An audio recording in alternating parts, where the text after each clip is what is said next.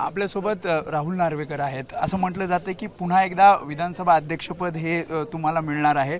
तुम्ही तशी इच्छा व्यक्त केली आहे का? या संदर्भातली कोणती माहिती माझ्यापर्यंत तरी आली नाहीये, त्यामुळे या प्रश्नाचं उत्तर देण्यासाठी माझ्याकडे माहिती नाहीये। अर्ज भरायची तारीख आहे, तर अर्ज भरला जाणार किंवा तुम्ही तशी तयारी दर्शवली आहे? नाही, उद्या अर्ज भरला जाईल 12 वाजेच्या आधी आणि या संदर्भातला निर्णय पक्षश्रेष्ठी घेईल।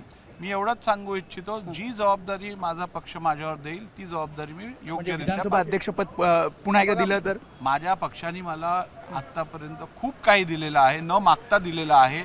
मला जी संधी मिळाली आहे ती फार कमी लोकांना अशी संधी प्राप्त आहे, त्यामुळे मी जो निर्णय माझा पक्ष घेईल, जी जबाबदारी माझा पक्ष माझ्यावर देईल ती जबाबदारी मी योग्यरित्या पार पाडेल। पक्षश्रेष्ठींकडून सांगण्यात आलंय की तुम्ही उद्या विधानसभा अध्यक्षपदाचा अर्ज विधानसभा अध्यक्षपद शुभेच्छा सुद्धा दिल्या जातात तुम्हाला? निवडून आलोय मी, नवनिर्वाचित विधानसभा सदस्य आहे, त्याच्यासाठी शुभेच्छा मिळत आहेत। पण उद्या सुद्धा काही शुभेच्छा मिळेल, कारण अर्ज भरण्यासंदर्भात काही निर्णय होईल?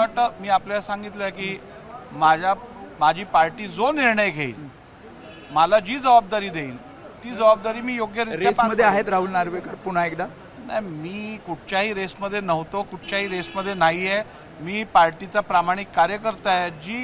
जे काम माझी पार्टी मला सांगेल ते काम मी करणार। त्यामुळे हे होते राहुल नार्वेकर। त्यांनी सांगितलं की जो काही निर्णय पक्षश्रेष्ठींकडून घेतला जाईल, जे काही काम मला दिलं जाईल ते पद मी भूषवेल आणि त्यानुसार जी माहिती सूत्रांकडून मिळते की राहुल नार्वेकर हे विधानसभा अध्यक्ष पुन्हा एकदा भूषवू शकतात, त्यावर राहुल नार्वेकर यांनी प्रतिक्रिया दिली आहे। कॅमेरामन कृष्णा खापरेसह वेदांत ने एबीपी माझा, मुंबई।